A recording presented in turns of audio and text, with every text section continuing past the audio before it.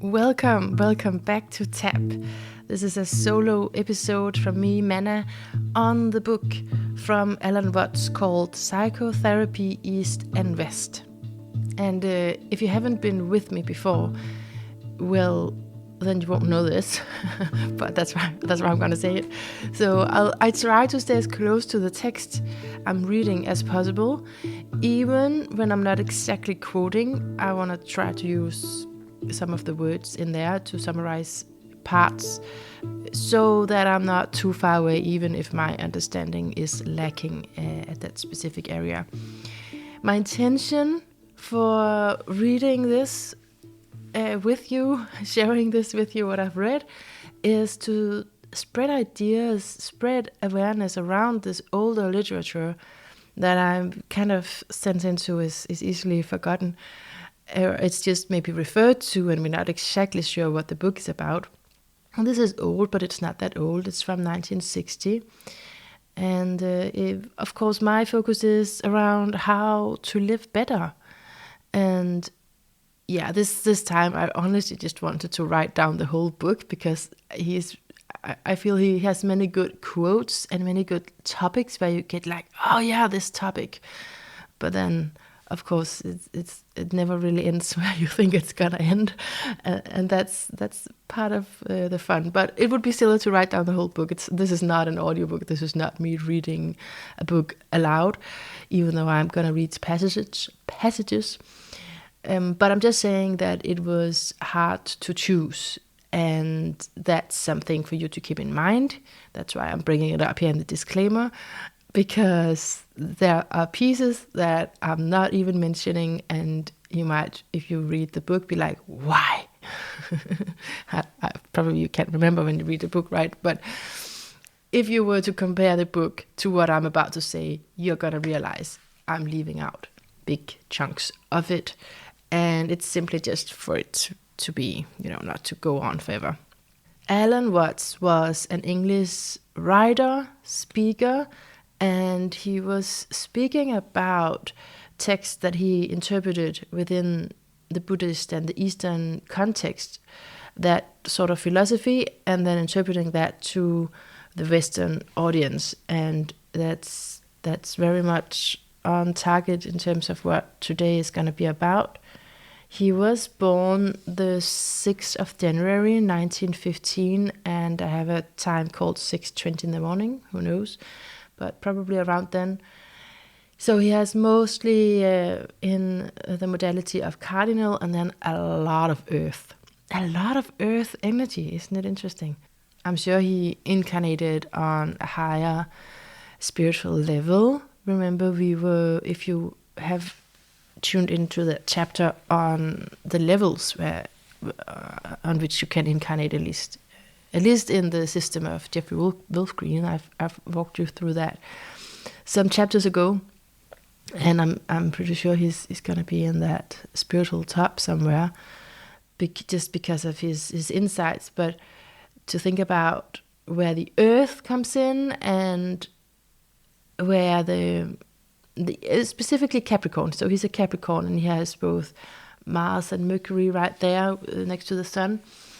And just to expand, Saturn is also conjunct Pluto in the tail end of Gemini, because he has Pluto in that interesting, special, cardinal turning point degree of 0. So it's in the 0 degree of Cancer, meaning that it's also in the sign opposing his sun. And so there's a lot of interesting things going on. I'm mentioning this, well, okay, sometimes it doesn't make sense when we speak astrology, right? Or at least when I do. So I'm mentioning it if you can envision the Capricornian planets that's opposed to Pluto. And Pluto is this, well, it's the underworld, right? I want to go beneath. And if we have Capricorn representing the system, well, then Pluto is definitely gonna do something about that, critique that. And then I'm mentioning Saturn because that's the ruler of the Capricorn planets, and also it is conjunct to Pluto in that opposition I just mentioned. And so Saturn is in Gemini, And that makes a lot of sense because he is definitely weaving together a lot of different information. And it's such a perfect match for someone who's clearly a scholar who had done a lot of research and also need that self-discipline from the Capricorn archetype to pull it through. So, but anyway, when I looked at his chart together with just this book, this is the only book that I've read by him.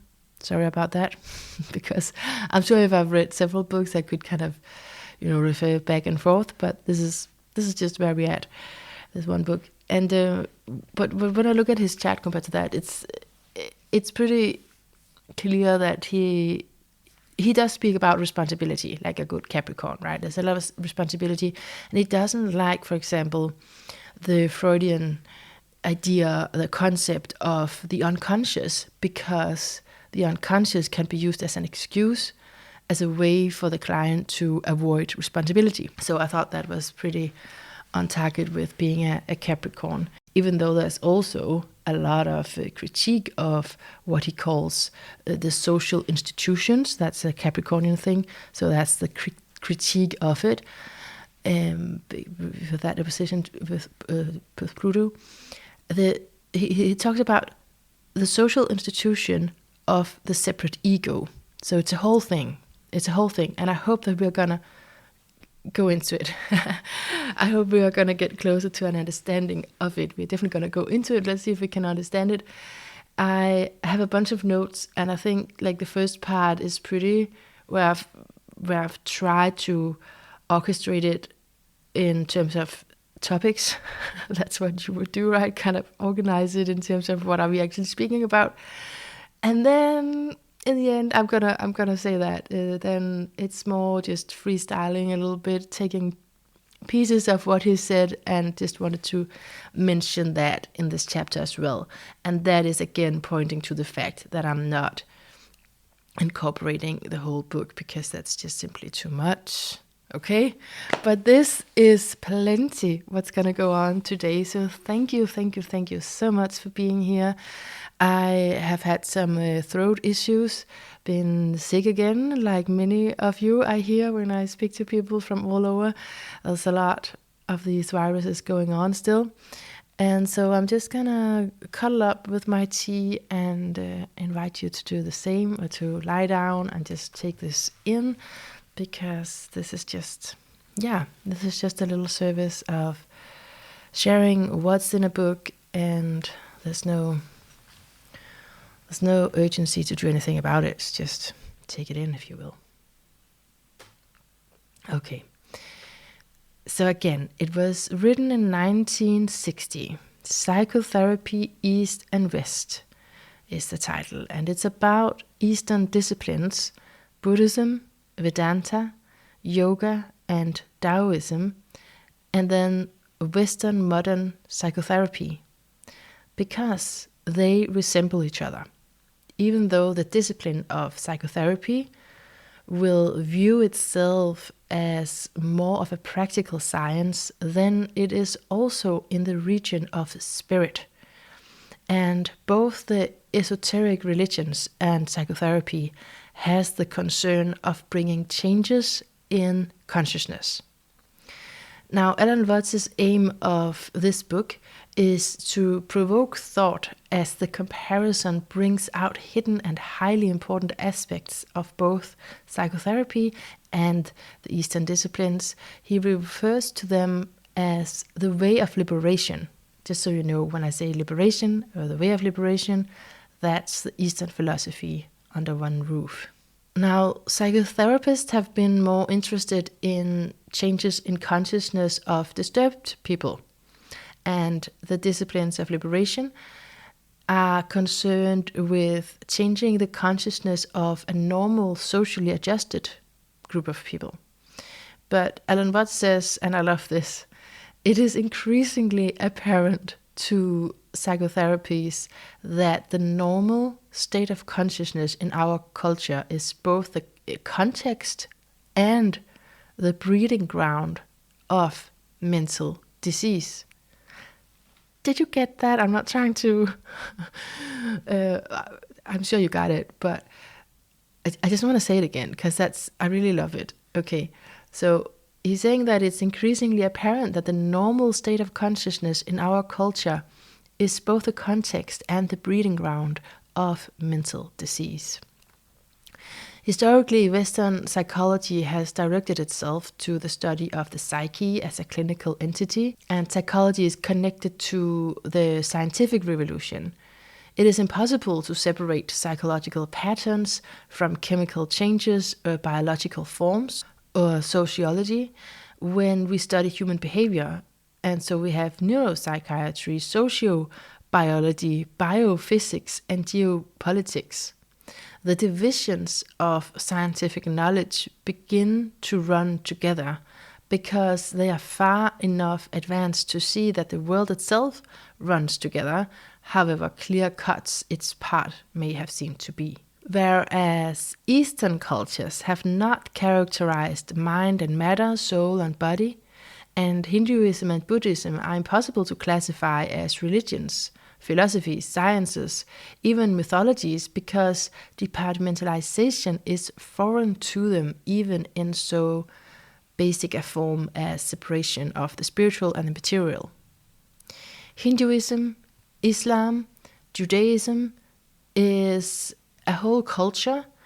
Buddhism, an aspect of Hinduism as Vedanta and yoga, and Taoism in China, that's not cultures, but they are critiques of cultures, or a non-violent revolution of the culture in which it is involved. This gives these ways of liberation something in common with psychotherapy beyond changing states of consciousness, that is to bring about a reconciliation between individual feeling and social norms without sacrificing the integrity of the individual. The whole difficulty of psychotherapy and liberation is that the problem which they address lie in the social institutions in whose term we think and act. The common interest between the ways of liberation and psychotherapy are transformation of consciousness, of the inner feeling of one's existence, and second, the release of the individual from forms of conditioning imposed upon him by social institutions. Social conventions and institutions and roles or identities should not be confused with reality, he says. And I'm just going to quote here.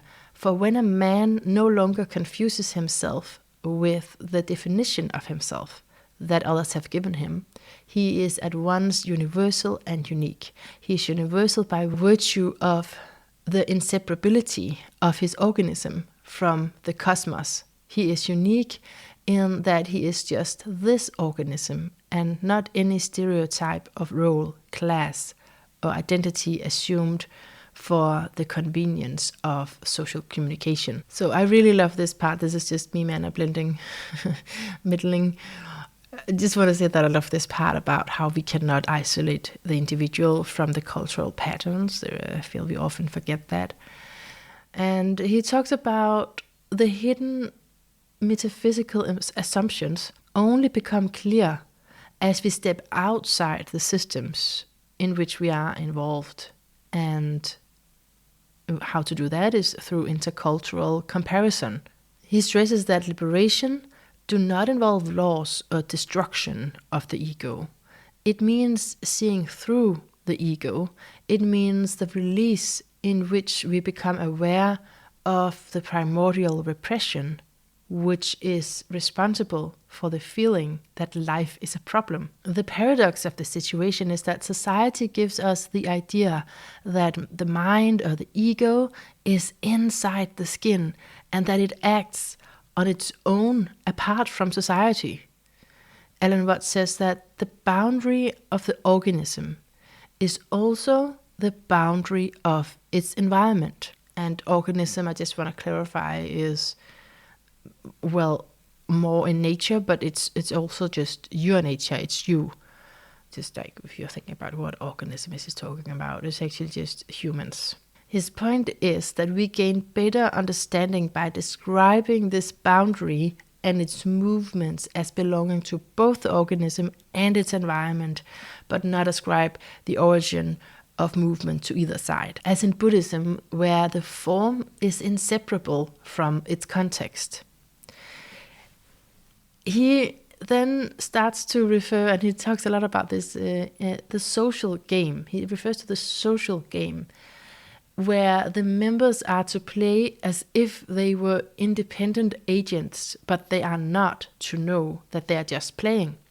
The members of the social game must not be so independent as not to submit to the social rules which define them. The member is defined as an agent in order to be held responsible to the group for his actions, so the rules of the game confer independence and take it away at the same time. It is a double bind. And again, just want to underscore double bind, it's a huge concept of his.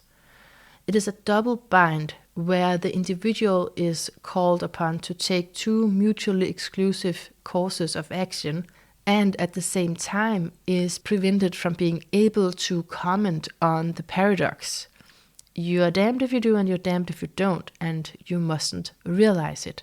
The social game is based on conventional rules, but when the philosopher, psychiatrists, psychologists begin to observe human behavior more carefully, they will start to question the rules and to note discrepancies between social definitions and physical events.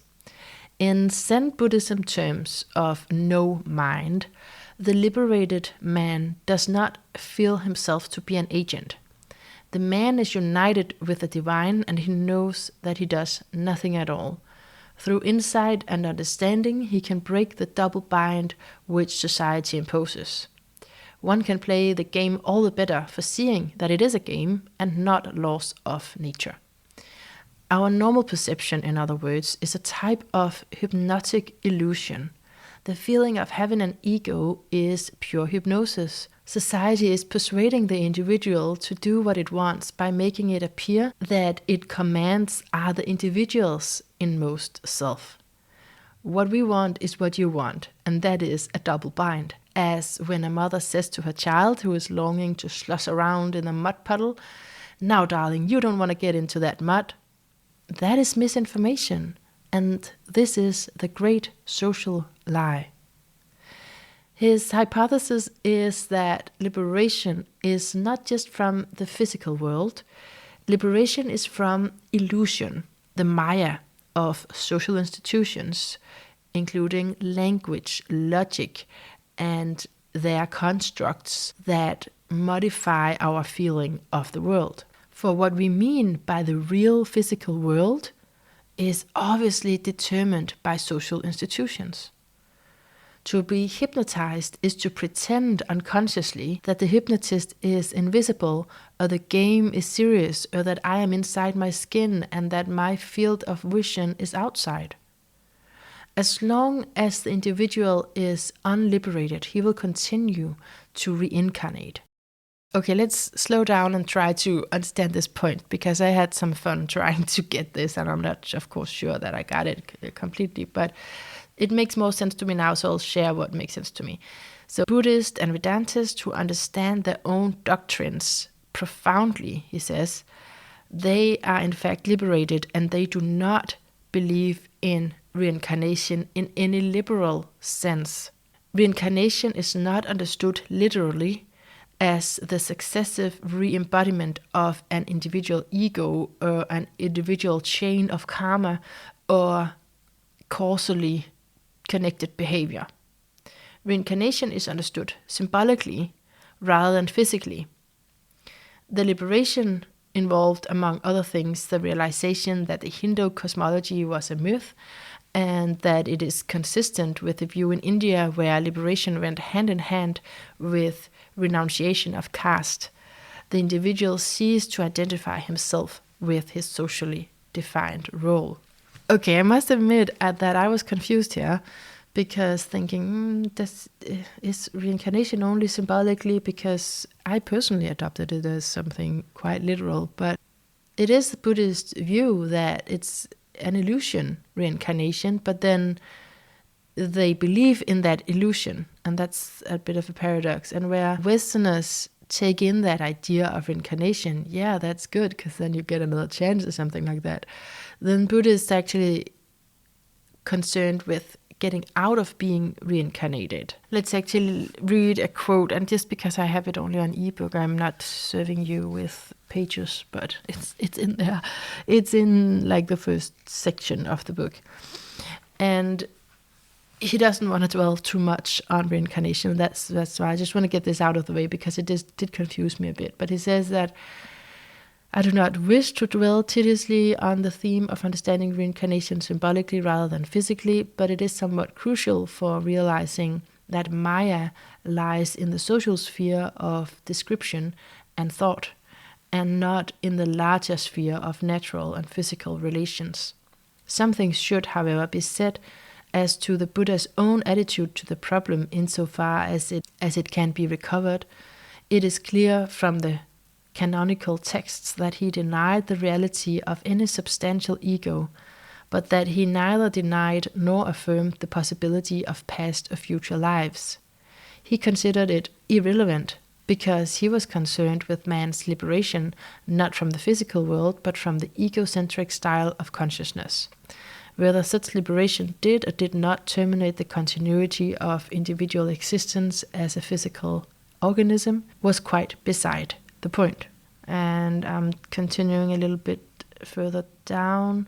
It should be added that the idea of physical reincarnation is no part of Taoism, and that according to Eiko Komoswari, the proper interpretation of Vedanta is that the one and only transmigrant is the transmigrant, meaning the one who crosses from life to life, is the Supreme Self, the Atman Brahman, and never an individual soul. By such insights, the whole reincarnation cosmology of ancient India dissolved either into a myth or into a mere possibility with which one no longer need to be concerned. Right, so I hope we've settled that, kind of understood his way of talking about reincarnation here. Let's now talk more about the binds, the double binds.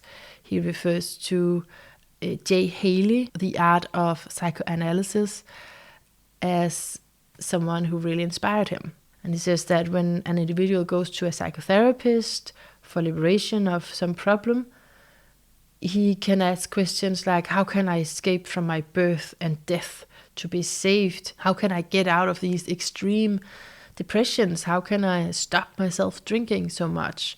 I'm terrified of getting cancer. How am I to stop worrying? All these questions take as the real, the very illusion which constitutes the actual problem. But what is the guru or therapist to do? The ego is not in control, so he cannot say stop worrying, accept your fears, without implying that the ego is an effective agent. If he says there's nothing you can do about it, he leaves the impression that the ego is a helpless victim of fate. The individual must be drawn into a game, playing as if his ego were real, but not along the wandering or circular paths of ordinary life, which do not involve the experiments necessary for the denouement. And I looked that word up, and it's supposed to mean the action of untying. The guru, therefore, initiates a counter game, a game countering the contradictions in the social game. If the neurotic or ego-ridden individual is one who insists upon being one up on his feelings or on life as a whole, the analyst engages him in a game of one-upmanship in which he cannot win. And yeah, so he talks about an analysis, so it is within the context of psychoanalysis. And that, remember, that was very popular at that time. I think it was peaking in the 50s and 60s. Okay, so as the game proceeds, it becomes apparent that the patient's contest with the analyst is one and the same as his contest with life, or with the alienated aspects of his own feelings. The game ends with the insight that the patient could not win because the very premises of his game were absurd. He was trying to make the subject one up on the object, the organism one up on the environment, himself one up upon himself. He has failed to see that every explicit duality is an implicit unity. So this is me, Mannah, this is also something that he repeats, a concept of what individual behavior is. Right, that's the whole thing about the organism and the environment. Can it be separated? Now, what is individual behavior?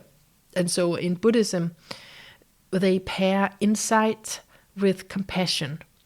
And he says that attitude is very appropriate also from the organism to its social and natural environment, when it is discovered that the shifting boundaries between the individual and the world, that is what we call individual behavior, and that is common to both insight and compassion.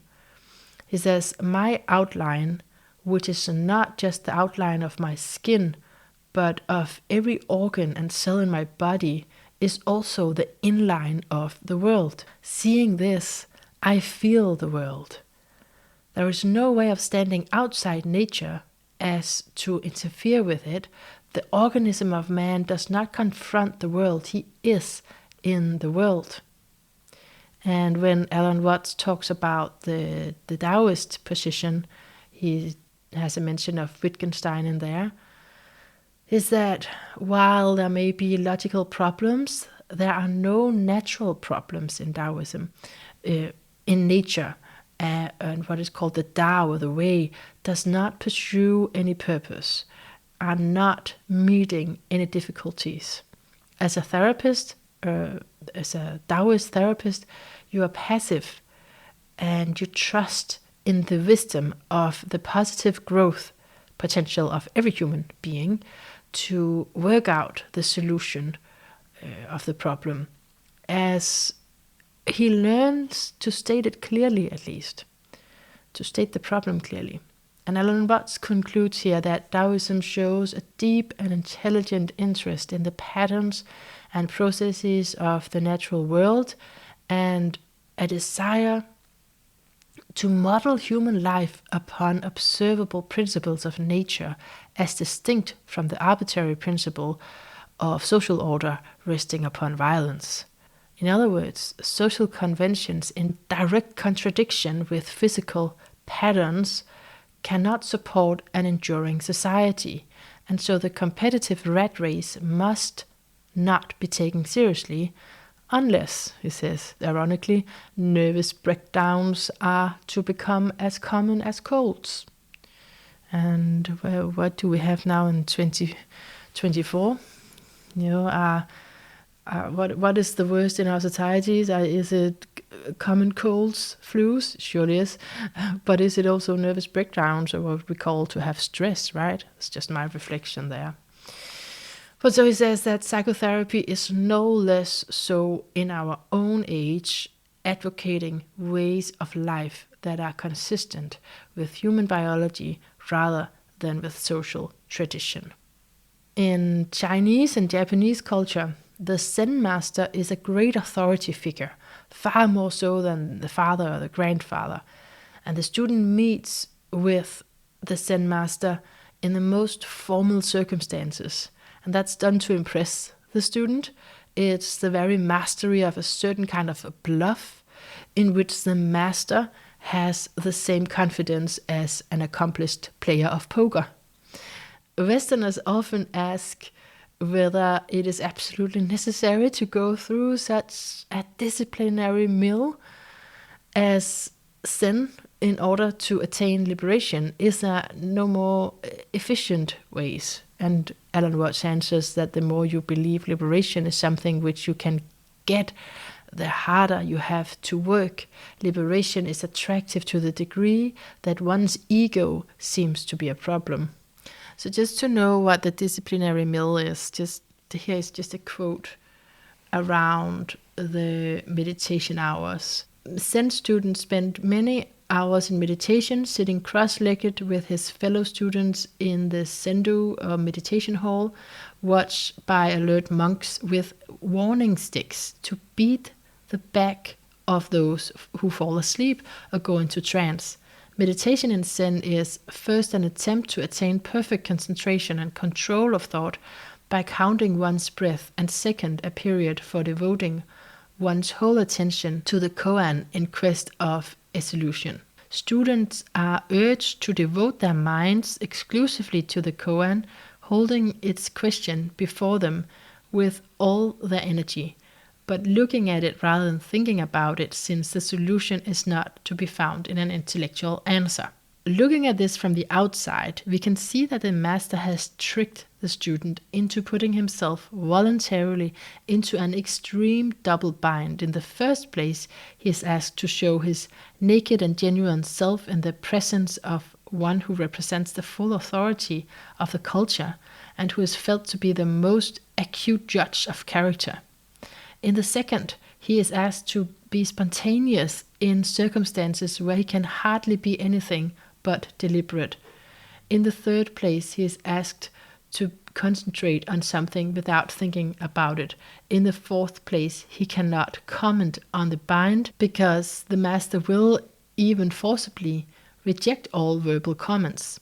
In the fifth place, he is not allowed to escape the dilemma by going into trance. And all this calls for the most powerful exertion of his will or ego, that he is free at any time to quit the field. Yeah, so just to give some context of some of the Zen trickery. If you come as a student and you want to know how can my ego liberate itself, then you are engaged in this game and you can never win. The master is gonna be one up. Okay, the guru is not in a double bind of pretending that he is an independent agent without knowing that he is pretending. The guru accepts himself. More exactly, he does not think of himself as something other than his behavior patterns, as something which performs them. A guru or an initiate is one who knows that certain social institutions are self-contradictory, and he knows that these institutions have the strongest emotions invested in them. They are the rules of communication whereby other people understand one another, and they have been beaten into the behavior patterns of impressionable children with the full force of social anxiety. And we're gonna come back to anxiety, but we're still exploring the double bind and the counter game. There is therefore no way, because it's been beaten into impressionable children, there is therefore no way of disabusing the sufferer directly by telling him that his cherished disease is a disease. If he is to be helped at all, he must be tricked into insight. If I'm to help someone else to see that his false problem is false, I must pretend that I'm taking his problem seriously. Such trickery is basic to medicine and psychotherapy alike. Let us suppose that someone who is suffering from a social institution, remember he was talking, that's the ego in Alan Watts' term, imagines that he is suffering because of an actual conflict in life. In the very structure of the physical world, the healer must then appear to be a magician or a master of the physical world. He must do whatever is necessary to convince the sufferer that he can solve what seems to be a physical problem. It is as paradoxical as kissing one's own lips. The counter game challenges the actual possibility of reacting against oneself, and in the end, it does not construct but reveal the wholeness of man as an inescapable fact. The wholeness of man as an inescapable fact. Alan Watts makes the comparison to the therapist, the psychoanalyst, because the basic position of the Zen master is that he has nothing to teach, no doctrine, no method, no attainment or insight of any kind. But there is the practice of meditation, and when there is no ego left, which one can identify, meditation has flipped consciousness. In the language of psychotherapy, what we have is the end of alienation, both of the individual from himself and the individual from nature. So he's talking about self-acceptance and psychological integration. And he quotes Jung, who says about the outcome of therapy, "I have learned from the East what is meant by the phrase wu wei, not doing, letting be." End of quote. And that's very different from doing nothing. As a Taoist therapist, you just have no theory of what's wrong with the client or what ought to be in order for the person to be cured. The other side of the fact is that the patient is trying to control the therapist. That was the whole one-upmanship. You know what, I'm actually going to read this part for you. My notes are a little blurry right here. So let's just go to the text about it. Haley suggests that because the patient has in fact been offering his symptoms at the therapist's direction, he can escape from the therapeutic bind, from the therapist's control, only by losing interest in his symptoms and by ceasing to offer them. Alternatively, he can acknowledge that he has been trying unsuccessfully to control the therapist and other people as well by offering these symptoms, but in this case he has to claim them as his own behavior to accept responsibility for them. The therapist's judo has provoked the patient to behave consistently in his symptomatic way, to the point of discovering that it is completely inappropriate and unsuccessful.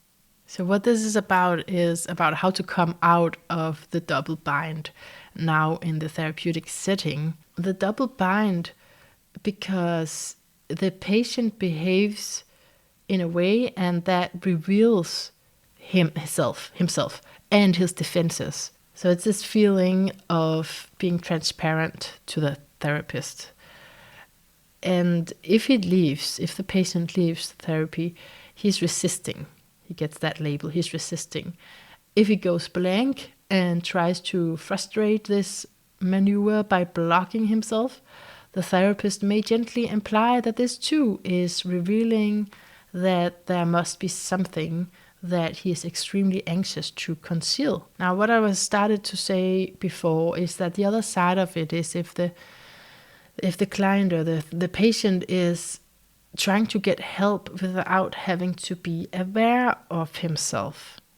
What he actually is so inconsistent with his image of himself that he dare not find out, and yet would not be coming for treatment at all unless he were dimly aware of the discrepancy.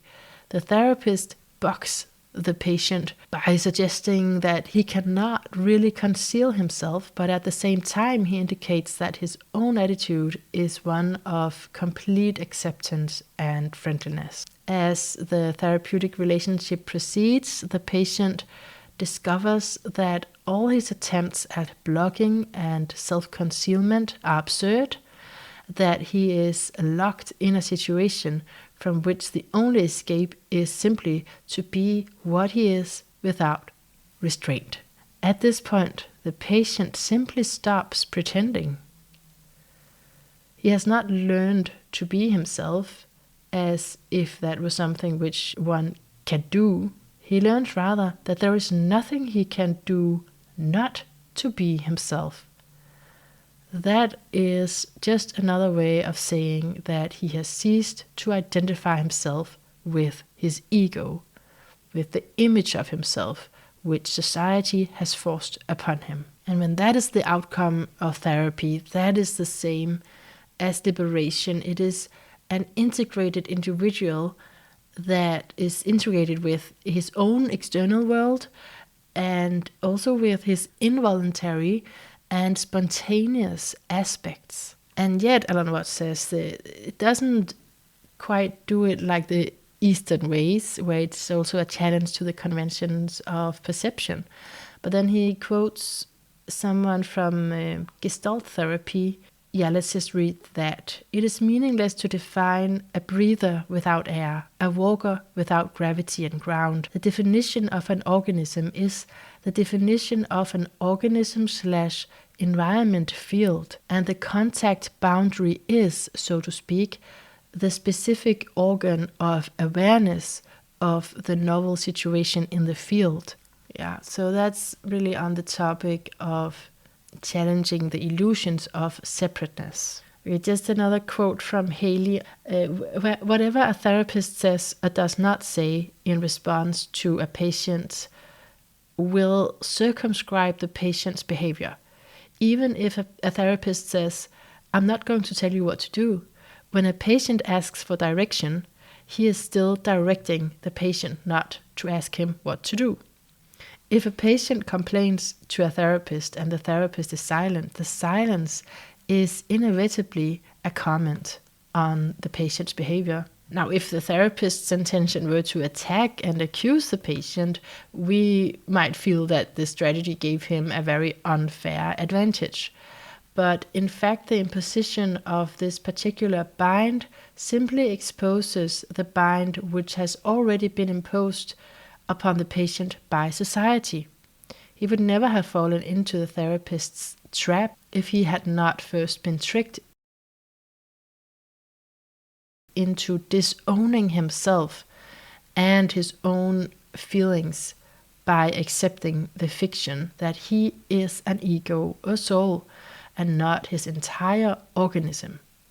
To escape from the therapist's trap, the patient can only stop defending himself against himself, and in dropping this defense, he ceases at the same time to identify himself with the ego. And that means that the therapist represents a philosophy other than that of society and stands for the authority of nature rather than the authority of man. And of course, it needs to be very clear to the patient that the therapist is not attacking him, but is genuinely accepting the patient and himself. Okay, I wonder how you're doing out there. I'm kind of messy with my notes here, but I still have some good stuff to send your way, so I hope you're with me. So the guru concept, let's talk a little bit about that. The guru is a human like everyone else. His advantage, his liberation lies in the fact that he's not in conflict with himself for being like everyone else. Various liberation doctrines culminate in the same state in which the duality of the ego and the world is overcome into cosmic consciousness or into mystic experiences. Buddhism sees the fully liberated man as a bodhisattva, completely free to take part in the cosmic and social game. He returns to join in all its activities without attachment, so he no longer confuses his identity with his social role. He plays his role instead of taking it seriously. So the whole history of psychotherapy, he says, is bound up with a movement towards sexual freedom in Western culture. Even though many texts could be cited to show that sexual passion is held to be a major obstacle to liberation, the main reason for insisting on the repression of sexual desire was as this offered a major challenge to the reality of the ego, as if to say, if you controlled your biological nature, you really do exist. The ego is a construct of the reality principle of social convention, and the ego is exercising repression upon life process, which becomes more or less unconscious. Our conception of self is confined to a very small and mainly fictitious part of our being, and to discover that the world were built of mirrors round that taper's flame would indeed be a horrifying solipsism. We have been seeing all along that although Western science started out by trying to gain the greatest objectivity, the greatest lack of involvement between the observer and the observed, the more diligently this isolation is pressed, the more impossible it is found to be. From physics to psychology, every department of science is realizing more and more that to observe the world is to participate in it.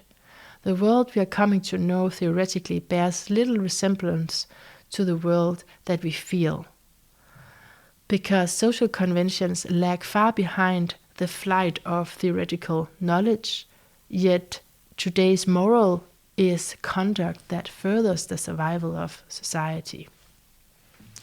Now, an interesting concept, and I think I do have to read for you again, it is that work is contaminated with the fear of death.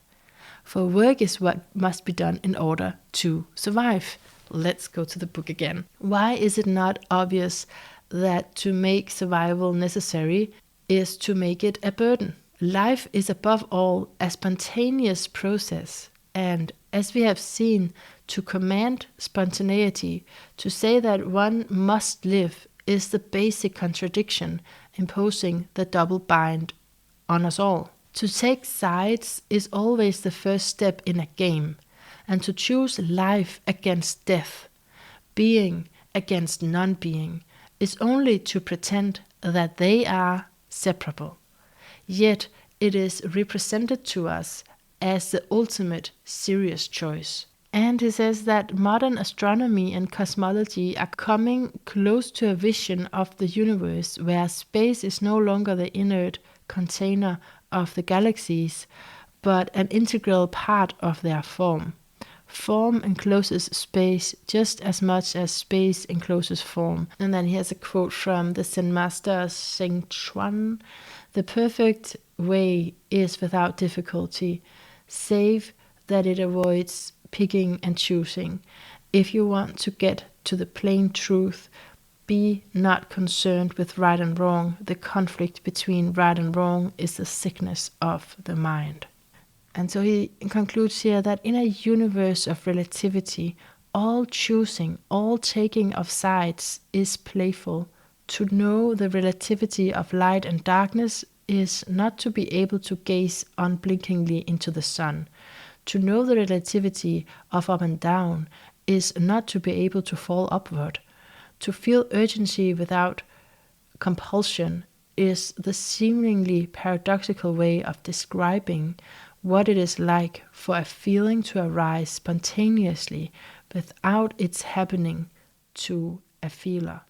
All right, I'm gonna go back to my notes here, and I must confess to you that I knew this was gonna be a challenge to figure out how to organize this book. The and good reason behind it is that this book is kind of circular in its way that it's written. That's how I feel. It's circular, and it's like there's never an end to one. Every time I think, oh, there's the conclusion, it's really just continuing into something even greater, into a critique of Freud. And it's, that's just my explanation.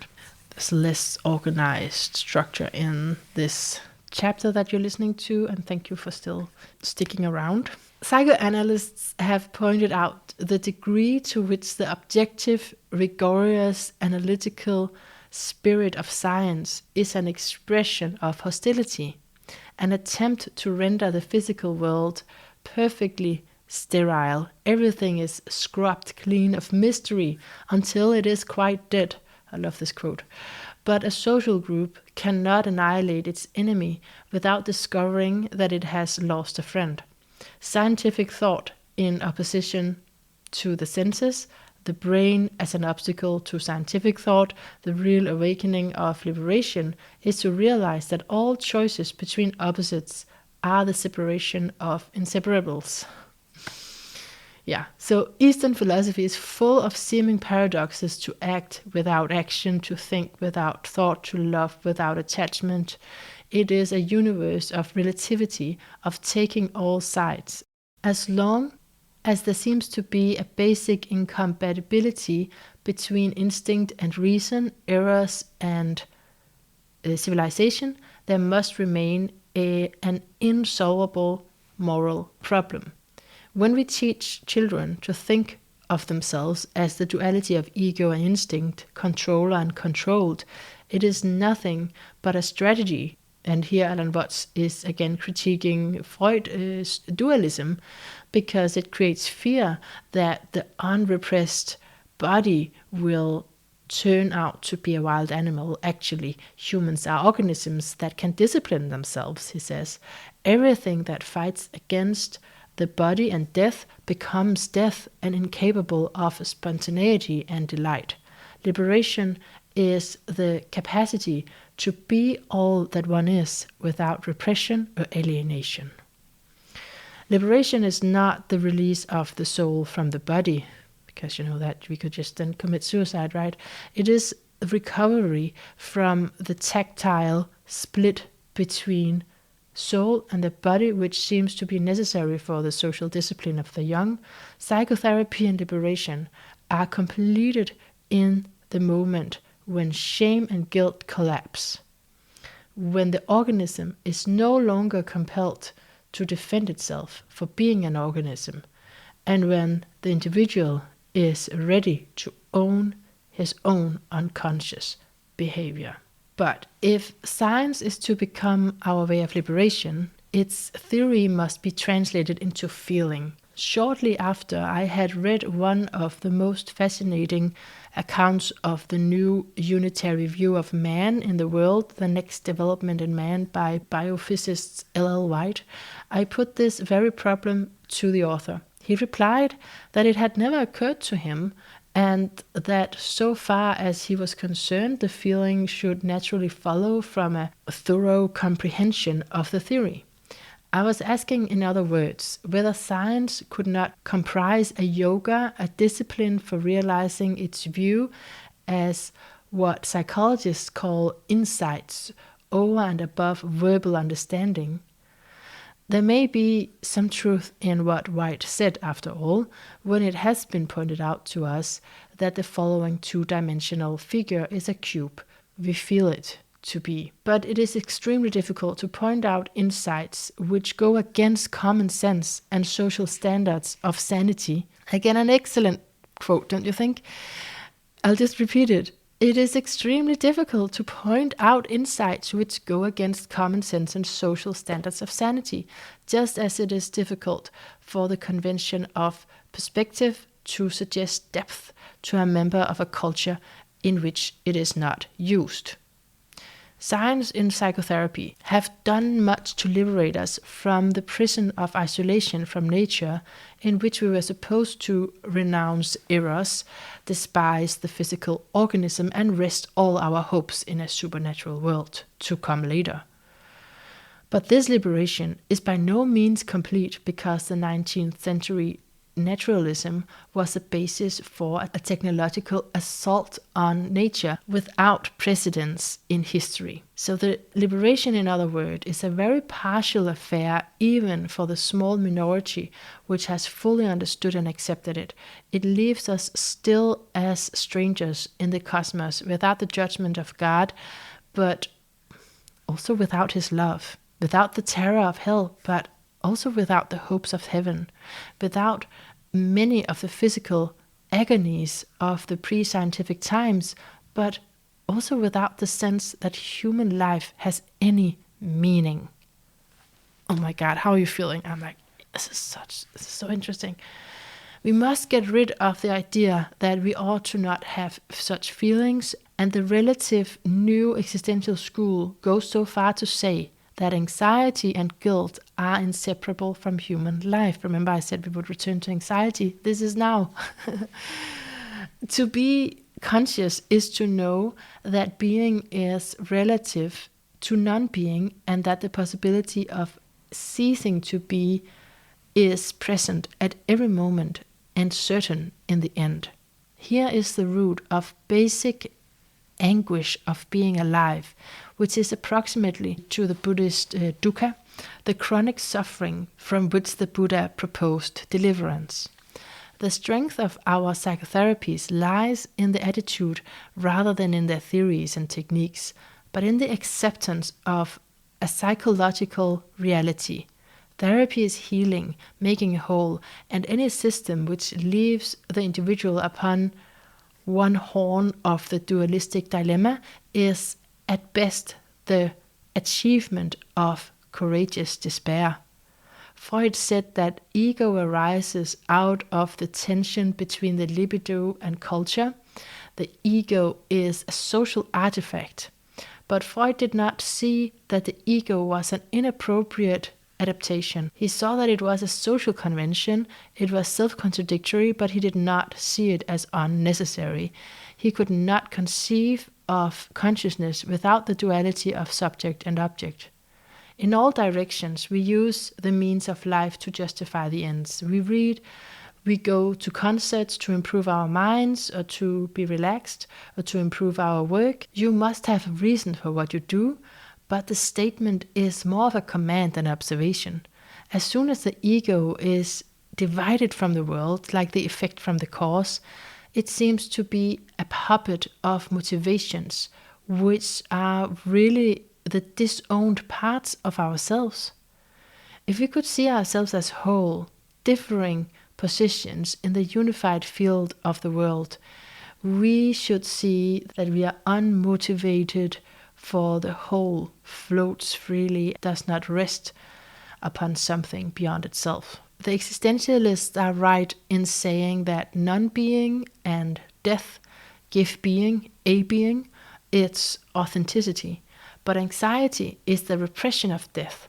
For whatever is repressed does not simply vanish from sight. It lurks in the corner of one's eye as a perpetual distraction, and the center of vision and attraction trembles because it cannot fully look away from it. What amounts in existentialism to an idealization of anxiety is surely no more than a survival of the Protestant notion that it is good to feel guilty, anxious and serious.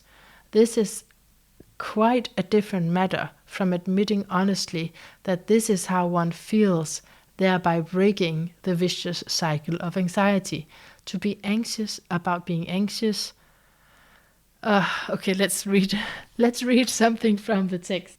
Okay, allowed anxiety. So allowed anxiety ceases to be anxiety, for the whole nature of anxiety is that it is a vicious circle. It is the frustration of not being able to have life without death, that is, of not being able to solve a nonsensical problem. As Freud saw, the ego is constituted by a repression of eros and thanatos, of life and death. For this reason, it is a parody of authentic individuality. As Norman Brown goes on to show, repressed thanatos turns itself outward as a desire to kill, as aggression, and on the other hand, repressed eros becomes a fixation to the past, to the search for satisfaction in the repetition of some primary existence of satisfaction. And here he circles back to reincarnation, where he says that it is thus that the Western equivalent of reincarnation is our obsession with history, a forward-moving research, the fruitless attempt to move forward to a satisfactory future by the logic of an impoverished past. The history is the record of frustration, and its earliest sources are the monuments in which men began to store up their dead. History is the refusal to let the dead bury their dead. History, or historicism, is a chronic hoarding of trash in the hope that it will someday come in useful, whereas the Bhagavad Gita describes liberation as action without clinging to the fruits of action, for when life and death are lived completely, they proceed without trace in an eternal present. I need a place to stop this book. I could go on. So I've chosen a few quotations that I feel is a good conclusion, or a good, just for now, stopping point anyway. I feel it was a lot easier to read the book than actually tell you what it's about and finding those core. I feel I have the core themes, but then the core quotes, they just seem to go on and overlap into something else, and then I feel that desire that I told you about in the beginning, that I just want to give you the whole book then. Anyway, it's going to come to an end, and we'll end on a few quotes here. Life is renewed by death, because it is again and again set free from what otherwise become an insufferable burden of memory and monotony. Genuine reincarnation lies in the fact that whenever a child is born, I, or human awareness, arises into the world again with memory wiped clean and the wonder of life restored. Everlasting annihilation is as nonsensical as everlasting individuality. And who can doubt that if human life has arisen in this tiny era of one immense galaxy, it must be happening again and again on grounds of sheer probability, like so much of our psychotherapy. Existentialism does not actually take full account of death. Indeed, in the whole literature of psychotherapy, there is the barest mention of suitable treatment for the patient facing death. To ignore it or explain it away is to pass up the major opportunity of psychotherapy, for what death negates is not the individual, not the organism environment, but the ego, and therefore liberation from the ego is synonymous with the full acceptance of death. For the ego is not a vital function of the organism, it is abstracted by social influence from memories, it is the hypothetical substance upon which memory is recorded, the constant which endures through all the changes of experience. To identify with the ego is to confuse the organism with its history. How about that? How about that? So let's just read just a few more quotes, 2 quotes, and then we're done, okay? Let's do that. As the Chinese Taoists have seen, there is really no alternative to trusting man's nature. This is not wishful thinking or sentimentality.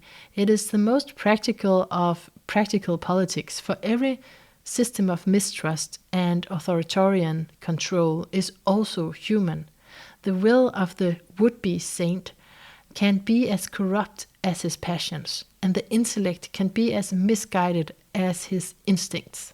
Okay, let's end with this from somewhere in the back of the book, and I'm taking quotes together.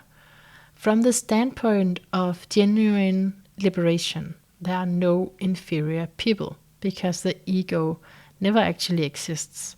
Those who are most captivated by its illusion are still playing the game. The game of hide and seek goes on because Eros continues to conceal and reveal itself in every rationalization, in the most deliberate spiritual and otherworldly images. Seeing this, the Bodhisattva can never feel that he is condescending, or that his liberation, his knowledge that the world is play, makes him superior to others.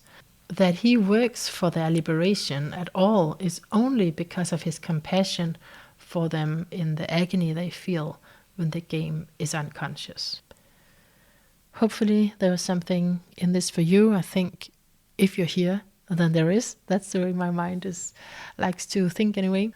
Because when I have this really strong obsession almost, and this urge to talk about how to live better, to interview people about it, to talk to you about it, and to examine it in my everyday life, how to live better, then that is a huge part of it, is opening up to new information and just having more options in my mind, right? Just when there are crossroads in life and there are daily choices, I just have more possibility. I have more options coming my way.